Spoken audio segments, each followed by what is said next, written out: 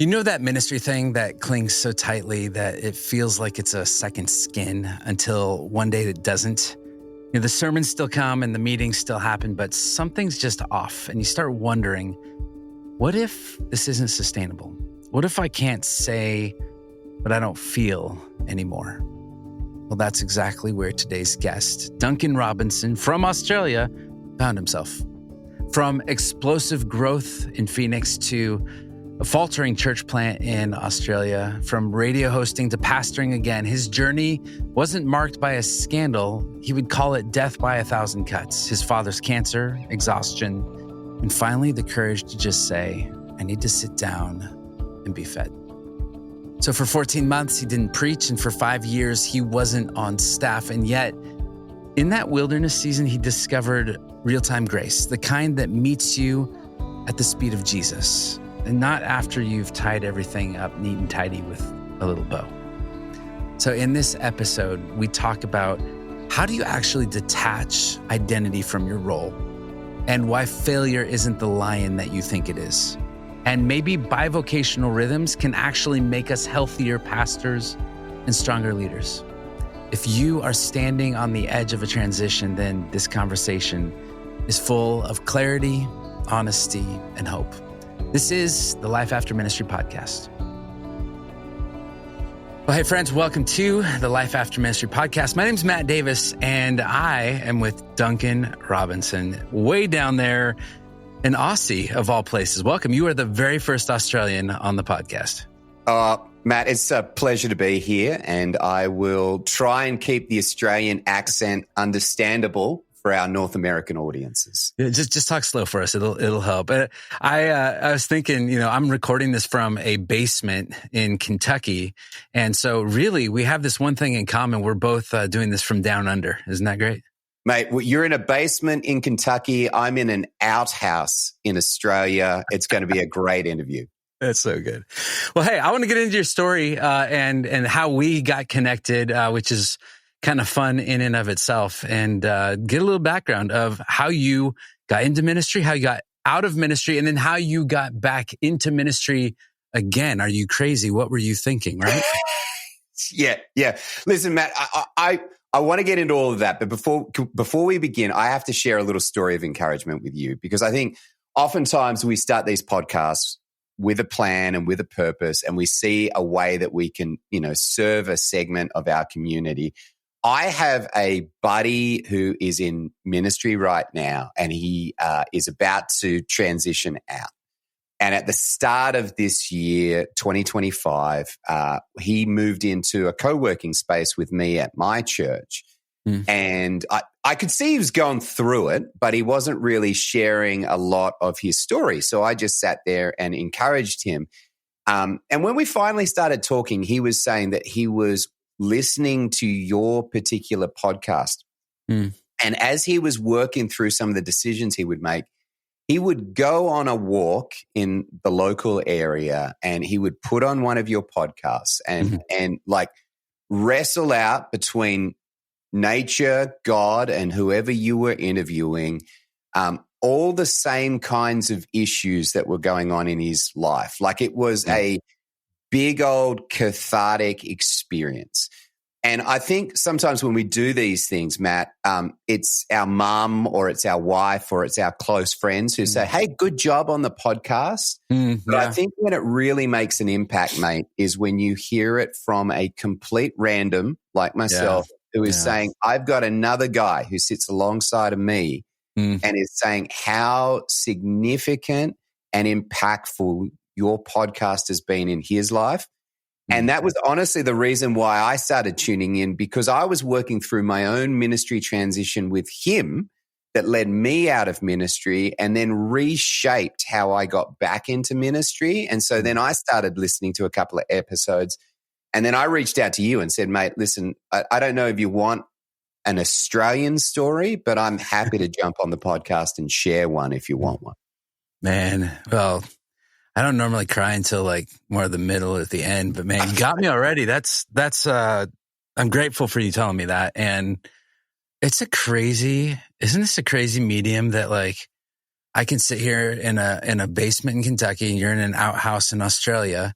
We can have a conversation and someone somewhere, and we get emails like this, but it's a crazy thing. And I'm so thankful for it, right? Like just to be able to have, I've said this before, but the podcast, like I love the format and the framework because I have great conversations with people all the time, but a lot of times it takes place in my living room couch or in my backyard at a coffee house. And so what we're doing, we're just setting aside time because you have a story to tell. Yeah. I have a story to tell. And when we come together, this is the place where our stories intersect and we're forever changed. And I truly believe it. Like I look at, we are 60 plus podcast episodes in, and I look at the roster of people that I've had to have conversations with. I've got to do this. And I just think those are like 60 plus new friends of mine that I can call up and say, I get it. I love it. And so thankful. So I'm so excited to be able to bring your story there, and who knows who's going to listen, how that's going to all work out. But thank you for sharing that. It means a lot. That's all right. Yeah. Well, boss, this is a rare moment for me, having done radio for so long, but you're the boss. So lead us. Where do you want me to go? Where do you want me to start? Yeah, that's so great. There's not many people who call me boss these days, so that's good. Well, let's do this.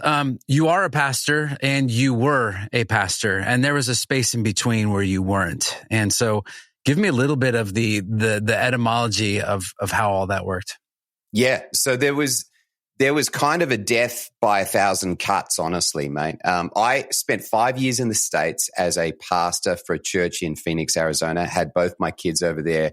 Incredible experience. You know, we saw the church grow from 100 to 600 people in about 3 months. By the time I left that ministry, we were over 1,300 people. There were moments in that ministry where we were baptizing 50 to 100 people, like actual brand new believers on a Sunday. And that was during the global financial crisis of 2008 in Phoenix. Extraordinary ministry. I made a decision during that time to come back to Australia to church plant. I had 2 interviews. One was with a church in the valley of about 40,000 people. And I made a decision on the back end of that to say, no, I'm going back to Australia with no connections to plant a church. I moved back to Australia to plant a church in 2013, and for the next 2 years struggled to get a core team. Our last Sunday at that church, we had booked a really significant Christian worship band. They literally played at the Grand Ole Opry in the USA a couple of weeks ago. That's how, they're big. And they played to 4 people at our church plant. And we wrapped up that Sunday. I then said yes to an assistant pastor locum gig at a local church. And during that space of time, my father passed away from cancer. The US connections that I had got increasingly more frustrated that I wasn't being very successful as a church planter in Australia. And then while I was at that church, I started to look at the budget and go, there's no way they can sustain 2 full-time pastors when this guy comes back, who had been talking to me like, hey man, like we want you on team. And I'm like, you can't afford to have me on team. And so I started looking for another job and ended up getting a gig in radio in Australia. So they were looking for a person who had a really good accent, Australian, of course, best accent. But they wanted a person who had pastoral ministry background experience, but didn't speak like a pastor. And so I started applying. 500 candidates got whittled down. And so I think I had the great joy, which is probably different to a lot of the other guys that you've had on the podcast, where I was making a decision to step out of ministry because I didn't want to eat into the budget and cause a whole lot of drama with the church, but also saying to them, I'll just be a member of this church while I step into this gig over here as a breakfast radio host. And so my last day at church was kind of a weird one because I was like, I'm going, but I'm going from the pulpit to the 3rd row seat. And and then started a gig as a breakfast radio host. And the church was like, well, no, we still want you to preach and stuff. And then within 6 weeks of the gig as a breakfast radio host, my dad died from cancer. And I just said to the church, I can't do this anymore. I can't stand up the front and declare the goodness of Jesus and how much I find joy in him when I don't feel it in my own life. Yeah. There's a real and significant hypocrisy that I feel in doing that. And what I need to be is fed by you. And so I want to sit in a pew and allow myself a space to heal. And so I actually didn't preach a sermon for almost 14 months. I stopped being a pastor for almost 5 years and threw my heart into breakfast radio. And in that season started to form through, if God ever called me back in, I had no job to go to back in ministry, but what would be the shape and the framework whereby there would be better sustainability if I was to ever be called back into ministry? And so that's kind of the journey for me getting out of ministry. I think it wasn't this cataclysmic event, but it was this extraordinary mountaintop experience in the USA that led to a valley experience in Australia that led to kind of this, man, this is a great church to be in, but I don't think I'm called to be the big dog here. There's some significant family drama and I need to step away from this for a season. Yeah. When you are sensing that like the role is coming to a close, like there's logistics, sometimes it's financial, but like, do you feel like you navigated that well? If you could do it over again, if somebody comes to you and they're saying like, I'm not exactly sure, what advice do you give them? Yeah. I mean, I think the hard thing with all of this is ministry initially feels like a calling, right? Like you feel like there's been this God moment in your life where you're like, hey man, this is the thing. And I've been praying on it and I've had my close friends pray on it. But it feels like a lifetime commitment, right? Like when I commit, I'm in for life. Like there's no way out. And when that day comes, it's hard to wrestle with, well, what am I going to do if I'm not doing this? Exactly. And so I say to them, which is now the thing that I say to everyone, which is an Andy Stanley idea, which is who are you? Which is you are a child of God, dearly beloved. 1 Peter says, a chosen people set apart for God's good purposes. And that is your identity. It's who, and then why am I here? I personally like the way that the Presbyterians frame it up to glorify God and enjoy him forever. I think the better translation actually comes from the two greatest commandments: to love the Lord your God with all your heart, with all your soul, with all your mind, and with all your strength, and then to love your neighbor as yourself. So those two things, who are you and why are you here, are completely independent of your profession. And I said, the last one, what am I supposed to do, is often the thing that we attach our identity to. Yeah. And it's a profession, but it's not the thing that we should attach our identity to.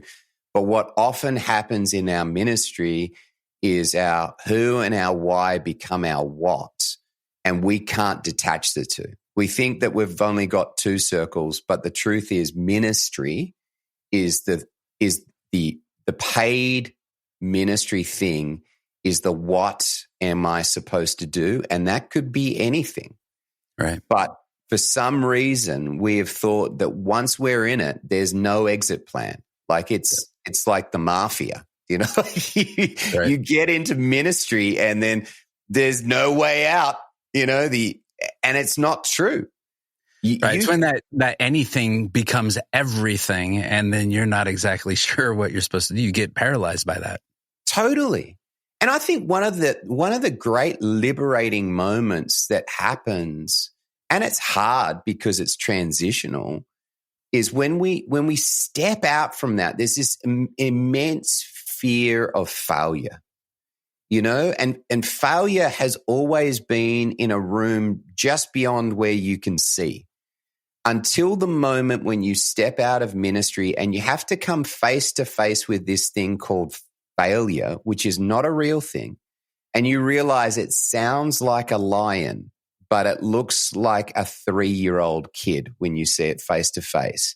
And if you're aware of your who and your why, then when you come face to face with it, you will realize this is all part of the experience of being a faithful believer, that we have seasons of immense failure, but we are still chosen people of God, set apart for his holy and good purposes. So come face to face with it and deal with the fact that your life is not always meant to trend up and to the right, and learn that this might be one of those powerful God-shaping experiences that we step into. And then the next time you come face to face with failure, you don't go, I don't ever want to see it, but you confidently walk in and approach it and go, I'm ready for this. And this is one of the life's little hiccups.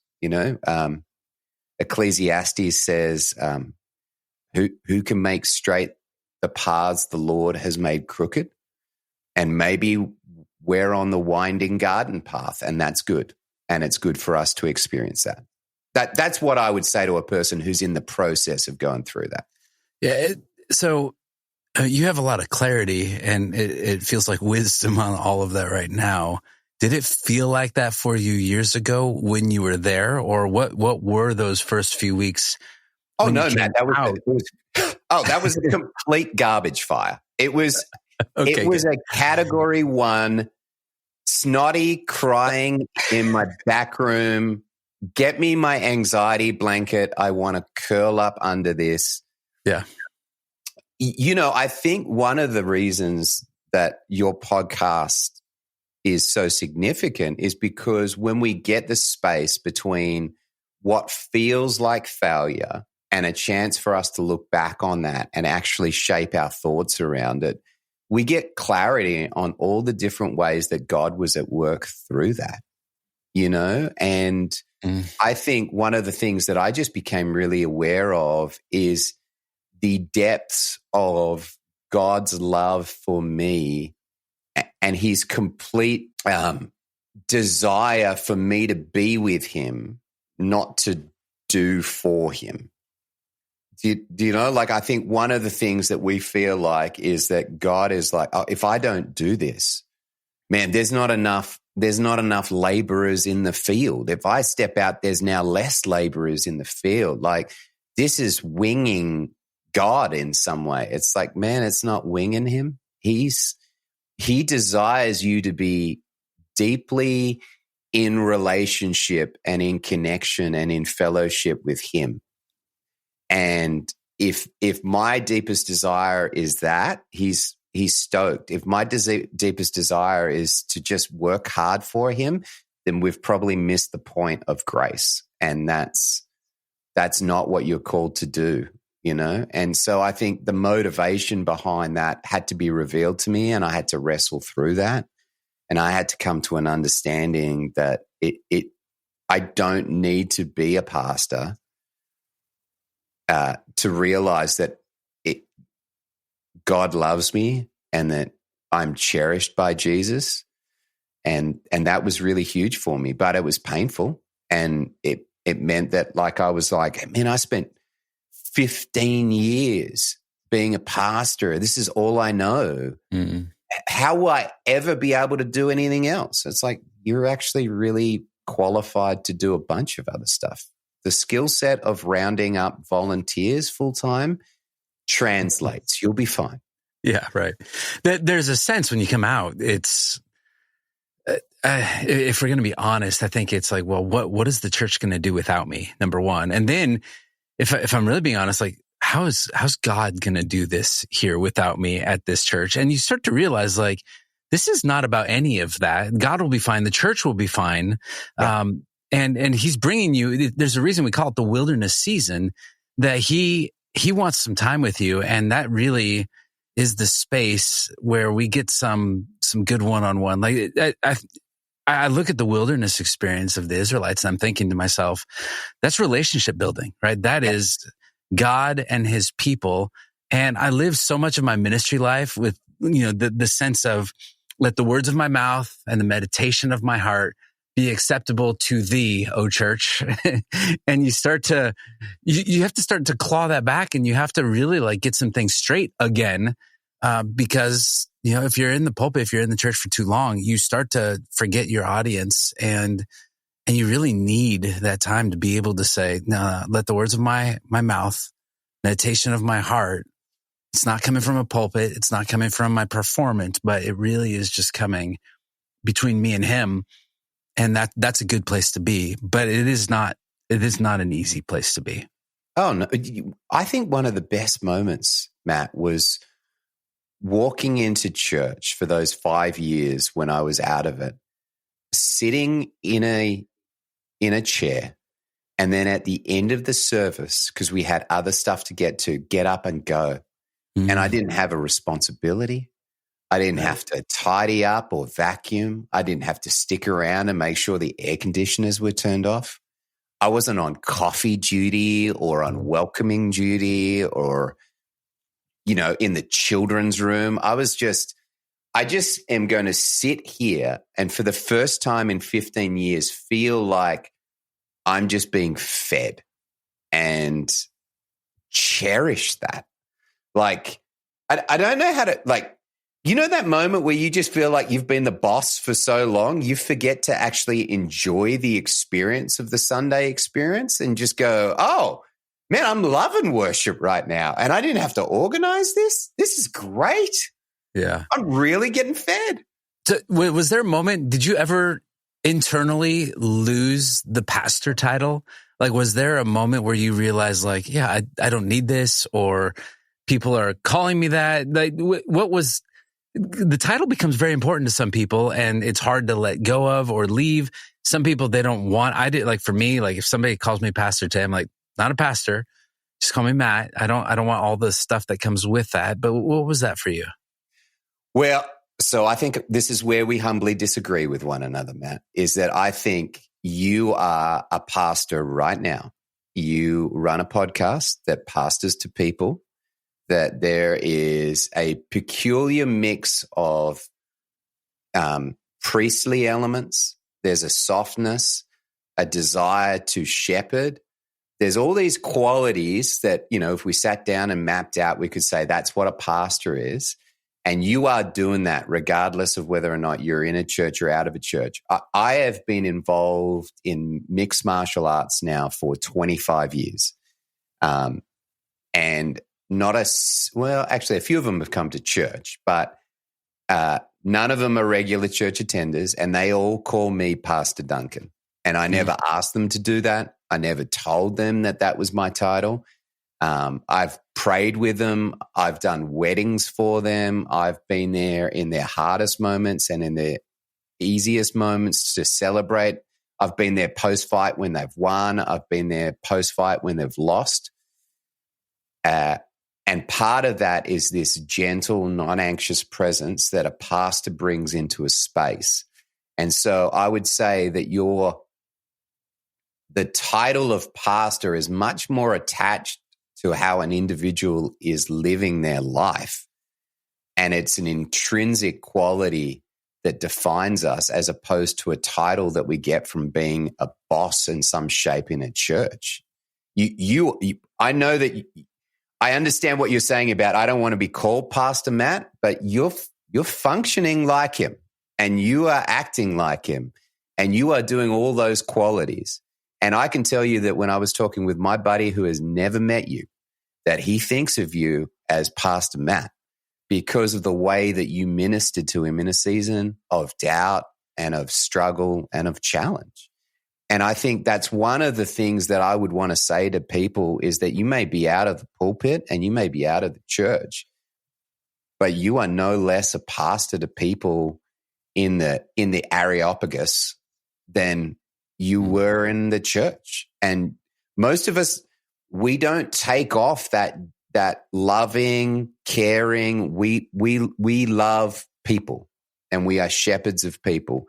And whatever the space is that you occupy, it's every chance that those qualities that made you a really excellent pastor will make you great in the business world. You know? Well, number one, you're never supposed to correct the host on the podcast. Where it happened, boss. Number two, the transferable skills. Let's talk about that for a second. What did you find was the most help? A lot of people have cornered themselves into this, like, well, I have a seminary degree. When I came out, I didn't know what LinkedIn was, and I'd never heard of a CRM, right? So I'm thinking, like, what am I supposed to? And for some reason, I went into marketing, which is really funny. But what did you find was helpful, and how do you actually translate those skills? What are the things, the intangibles and the tangibles that help you to make the leap into the non-ministry job that some people might be taking? Yeah. Okay. Well, let's start with marketing, because that's an excellent one. Is that it's funny. Sunday, you are selling. I'm gonna make this really crass, and we can clear it up later on. You're selling the good news of Jesus. Yeah. You are called to sow that into your community. What does that look like? That looks like eternity with Jesus, which is a really good thing. It also means suffering and persecution on a whole bunch of different levels. It means a desire to sacrifice a Sunday, which is often a family day, to invest that into spending time with your Lord and King. That's a hard sales pitch. And if you have been doing that well, then selling soda or new tires or a customer relationship management system that allows people to work better is so much easier. You're not creatively thinking about a way to convince people to come along to your series on Lamentations. You're creating, a sense of why this particular product is going to add value to your life. Is that the funny thing is that communication sits alongside marketing, and we study this thing called homiletics, which is basically the art of communicating well. So whether or not you know this, as a pastor, you are a juggernaut communicator. You think about how to say things simply. You think about how to say the same thing 3 different ways if you're a Baptist preacher, and put that into 3 points that are often an acronym. Or alliterated, right? Or alliterated, yeah. Man, your inspiration comes by way of perspiration to the sanctification of... You've done that. Yeah. Is that all translates really well into marketing. Yeah. You just put it on a website, right? You put it on a website, and you've probably got a designer who will help with you with that, who isn't a volunteer, who is a paid member of the team. Right. You have gone from herding cats on a Sunday to working with dogs, and dogs are really great to work with. They obey commands and they do stuff and they fall in line, and you can have them work as a team. It's like, you used to do that with cats. That's way harder. So yeah, I remember talking with Don Miller when I first started with Story Brand, and he said, "Look, man, you've been selling the greatest story ever told, and now you just get to talk to other people who have another story, and you just help them to tell that story, right? That's all you're doing. So we have a communication set, right? You are an organizer of people. You are, believe it or not, you're a fundraiser. If you've ever had to make the announcement, say, "Hey, church, we have a budget that we got to hit. If not, we're going to have to cut the coffee and the goldfish cracker." Do you guys have goldfish down there? The goldfish crackers. We refuse to bring them into Australia. Okay, there you go. Well, yeah, that's a whole nother conversation for another time, right? But so all of that, and I have this belief, and we agree on this, I already know it, is that a lot of times we have to figure all of this out after we've come out. Yeah. And so you are a big proponent of bivocational pastors. You are now, you've gone back in and you are bivocational, but you say that it's essential for a pastor to have a side hustle. Yeah. And culturally in the church, that's like no, man, if we're paying you a salary, you are all in. We own you. We own your time and you can't have anything else. But I'm starting to see more and more of it. And maybe it doesn't even need to be a side hustle where you're getting paid at first. Maybe you're developing something that will become the thing. Because the pastors I'm talking to that are doing okay, or they transition well, they're taking the money, the financial piece off of the table so that they can actually say, well, what do I actually really want to do? What's this next season? Not the clock is ticking and I got to find a job 40 hours a week. Yeah. Listen, I think being bivocational allows you to step into the shoes of the volunteers who serve in your church. So there needs to be an understanding when you're a full-time paid employee of a church, it's the only thing that you think about. You're dedicated to thinking church. What are we looking like on Planning Center? What's our song? Hey, have you heard this worship thing? Hey, could we get a hold of this for the children's ministry? That's all you think about. Yeah. But the truth is your volunteers work another job in a place that doesn't care a whole bunch about Jesus, that they are probably similar to you, got kids and they're managing sporting events and, a wife who's saying, hey, I need time.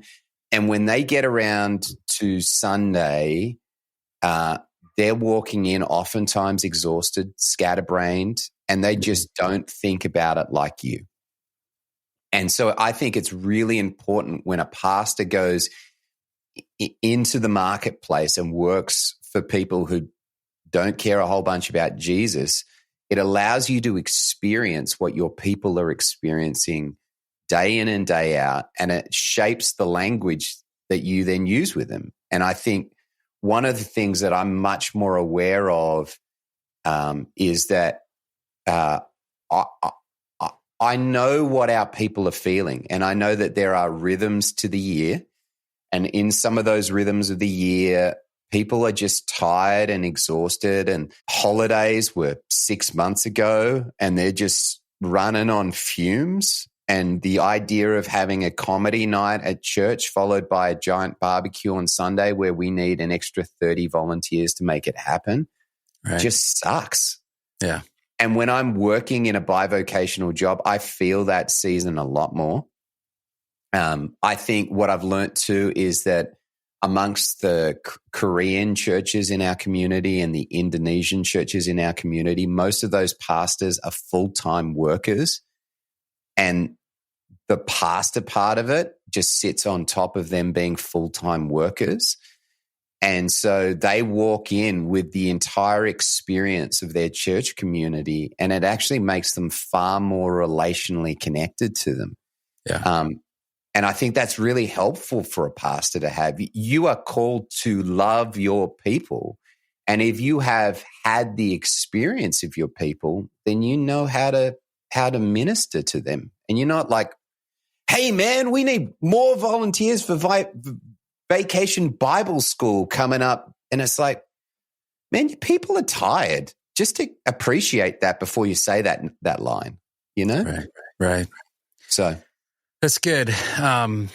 I think that there are certain things, because it's always been done a certain way, that we just kind of assume that this is what it should be like. And there are people like you who are finding that there are different ways to do this. And the hardest part and the hardest kind of people that we're working with that are having the most difficult time in transition season is they've really never imagined themselves doing anything else. And I get it. Like there's no judgment in any of that whatsoever.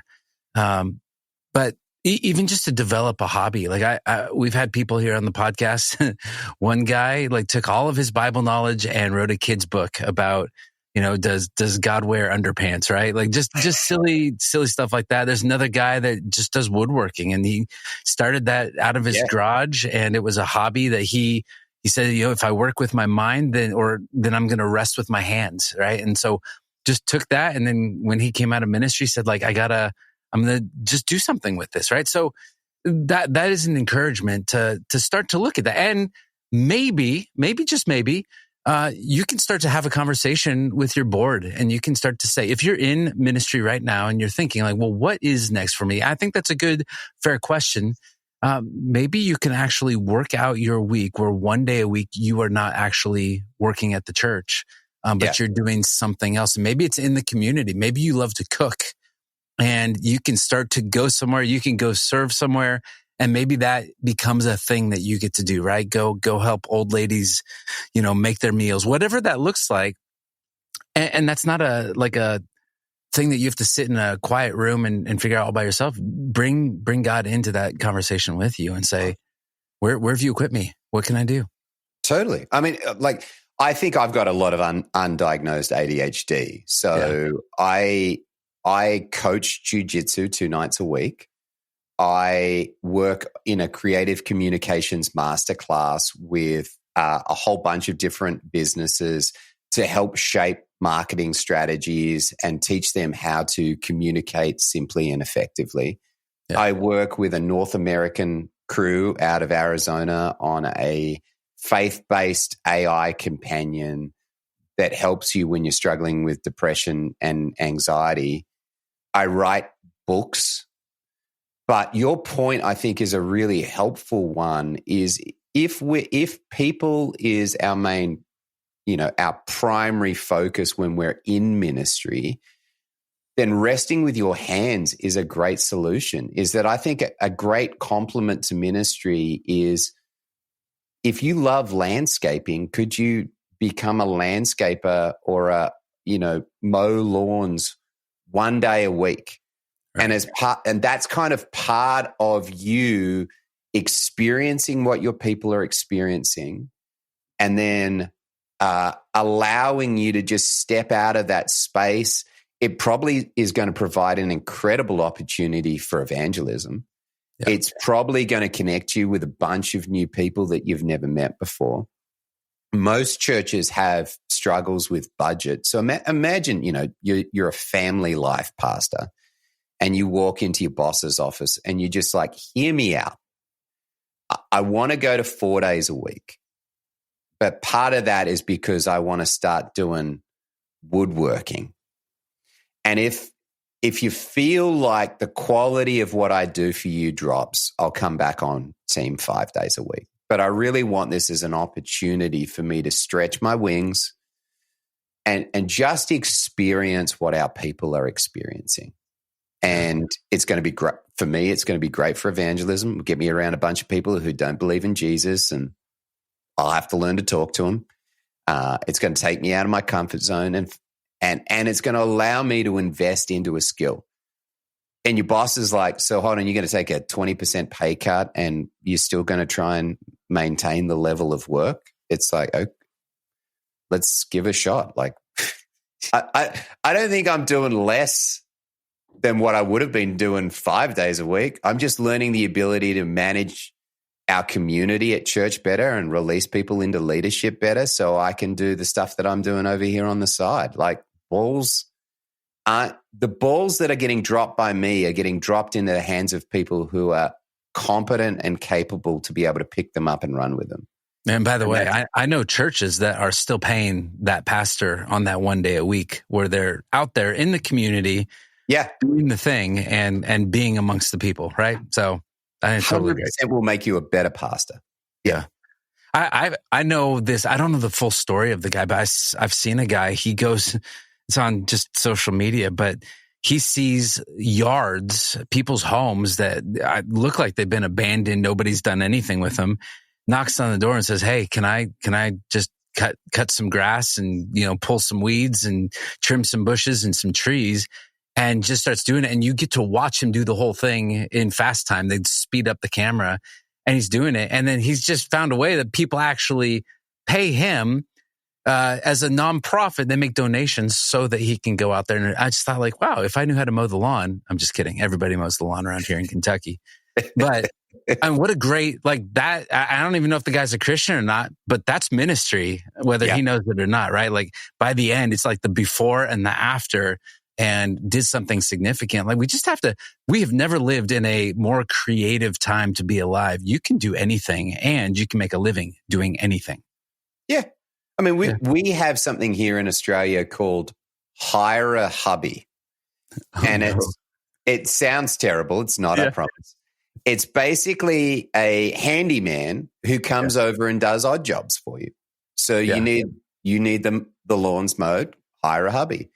You need some heavy stuff moved from one place to another, hire a hubby. You need an IKEA cabinet built, you can hire a hubby. Yeah. It's like most pastors can do 2 or 3 of those things, and you think of all the single mums who are like, man, like if you've got a church that has the capacity to bless you and just release you for a day a week to do that, imagine being able to say to a community, man, you need some help lifting some stuff. I could come around and lend a hand doing that. Like this is purely hands and feet of Jesus moments for you, and what a way to build new connections into your community. I mean, that's a remarkable thing to do. My mom used to say, I don't actually need another husband. What I could really use is another wife. So I thought that's funny. Maybe that's what we need. Yeah. Hire them up. You wrote a book, and it's called Full Phoenix Rising. And I love the subtitle, Real-Time Grace at the Speed of Jesus. What does that mean? So my life often feels like a hot mess, and just a whole series of mistakes. But there's this through line where Jesus just walks slowly and purposefully with me. And one of the things that I was really aware of is that within a church, we're often really good at retroactive grace. So retroactive grace, looking back on events that happen in history and going, man, what a great and powerful man or woman of God. So we look back at David, man, best king of Israel. It's like, yeah, he also slept with his best friend's wife and killed him. Probably not making our eldership team at our church. But even in that moment of profound failure, God walked with him on that journey, sent Nathan into his life to rebuke him. He didn't remove that leadership mantle for a season. He removed, the spirit was removed from him, but still found a way to use David in profound sin. And so my argument is often within church, we can put unfairly all these expectations on an individual who has no clue who Jesus is. But the reality is Jesus walks alongside his disciples, allows them to make mistakes, teaches him through those mistakes. I think of the moment you have a denial of Peter 3 times at the most significant moment of Jesus's life. And then that 40 days of resurrection ministry, Jesus makes him a barbecue by the Sea of Galilee and says to him, feed my sheep. Do you love me? Then feed my sheep. Is this incredible moment of real-time grace at the speed of Jesus, is that we would probably have an elders meeting and be like, do we keep Peter on team? He was scared to say that Jesus is Lord and King to a little girl. But what Jesus does is cooks him fish and bread and says, do you love me? 3 times. Yeah. And I think that the way that a church should function is messier and slower, with an appreciation that profoundly broken people need to be walked alongside, where we don't embrace whatever the issue is, like in terms of a sin or a failure. So we don't try and justify that. But what we do say is that there is hope and redemption and purpose and love and grace that is found in Jesus. And so that's the book. The book is a way of saying, hey, I have had a life of catastrophe and failure in weird ways and stupid ways and fun ways and funny ways. Like there's a lot of comedy in the book. But what sits alongside of that is this beautiful redemptive purposes of Jesus, who just softly walking with me and pointing me back towards him like a good shepherd. That's the book. You should definitely read it. Yeah, I'm gonna get. Can we get it from something like Amazon, even though you're way over there? Is it? Yeah. Well, I'm published with a US publisher, so it's on Amazon and Walmart and Target and Kmart and wherever you can think to buy a book. And then I have a website which is called DuncanRobinson.net, and that's the best way to contact me. That has a contact to all the different weird professions that I do on the side, Matt, and it's probably the easiest way to contact me. Love it, man. I'm blessed by the conversation. Thank you for coming. A lot of people don't. This is the end of the day for me here. It's the beginning. You pulled back the morning show, the breakfast drive, early call time. So thanks for making that happen. Thanks for reaching out and tell your friend. Love to connect and just hear more of his story and process he's gone through as well.